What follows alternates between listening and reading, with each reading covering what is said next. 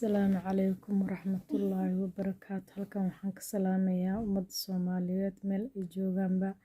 Guusha aan gaarnay ilaahay waxaan ka baryaynaa sida noogu bilaabat ilaahay noogu wado.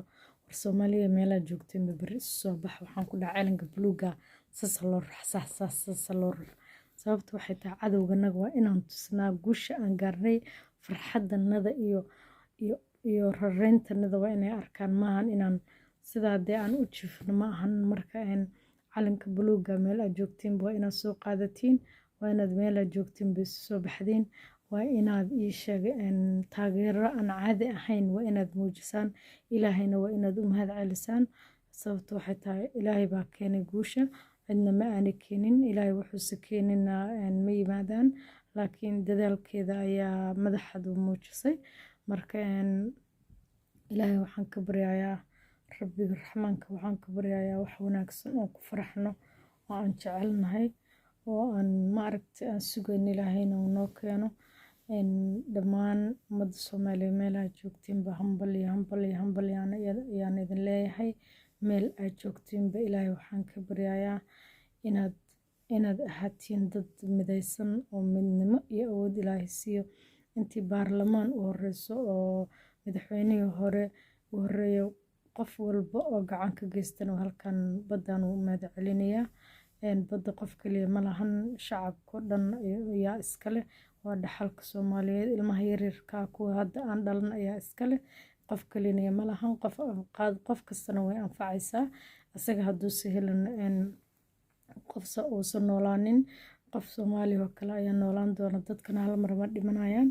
Marka waxaan leeyahay dhammaantiin dadkay lugta ku lahaa farmaajo, madaxweyne Cabdullaahi Farmaajo, ilaahay waxaan ka baryaynaa cumrigiisa inuu raajiyo. Intii loo hanjabay, intii la yiri baddaan soo celi, xitaa saaxiibadada aan nahay waad ogtihiin oo uu diiday, ajri xasanada Allah ka siiyo. Waana uu dadaalo, waana uu dhabar adeegay. Dhibkan haddaa saa ugu dulqaadatid maalin ayaad guusha gaaraysaa. Marka u horeysana hal marna go'aan guusha lama helo, laakiin guusha aad la sheegaya waa mid adkaysi iyo dulqaad badan u baahan. Marka Soomaaliya meel aad joogtiinba midnimo ayaan idin rajaynayaa. Wadankiinana adinka ayaa cadowga iska celi kara, iska baddiina difaacatiin. Hadal iyo wax allaale waxa ku difaaci kartiin yaan loo kala harin. Midnimo ayaan idin rajaynayaa. Dadkana haddaanay isku duubnaanin oo aanay dhexda xiranin oyna cadowgooda u mudoobin, cidna iskama celiyaan. Waa inaad ogaataan calanka buluuga aan ku dhahay beritoole baddaas dadka dhan ayay ka dhaxaysaa, Soomaali magaceedo dhan ayay ka dhaxaysaa. Marka ilaahayna waxaan ka baryayaa wix cadowa inuu naga qabto. Cid anaga naga xoog badan ma jirto, waa iska celinayna anaga, ciddaas waa isaga aadnaa. Baddeennana ilaahay waxaan ka baryaynaa nabad iyo barwaaqo ilaahay nagu soo celiyo. Baddeena anaga iska lahayn, dadkaan ayaga soo handadayeen isku dayaya inay hore isaga qaataan, laakiin waa u suurtagali weysay. Madaxweynaha, ra'iisul wasaare ku-xigeenka Mahdi Guuleed, maasha Allah tabaarakallah, ilaahay ha ku barakeeyo. Halka Netherland ayuu joogaa, halka ayaan ku salaamayaa caawa. maasha Allah tabaarakallah. Dhammaan Soomaali meel joogtaba hambal ayaan idin leeyahay.